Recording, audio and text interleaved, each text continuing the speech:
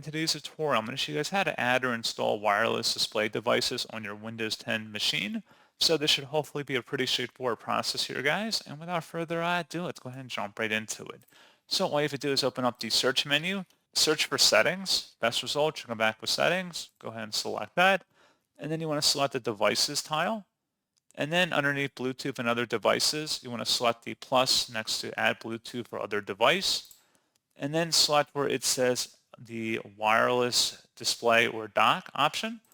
And then again, make sure your device and your Wi-Fi has been turned on and that your device also supports the Miracast settings. If there's any other issues here, you may want to also try updating your Windows Update through settings, and then go onto the manufacturer's website and see if there's any driver installs that can be downloaded to your machine, and then proceed with this device installer if it hasn't already been installed by that point.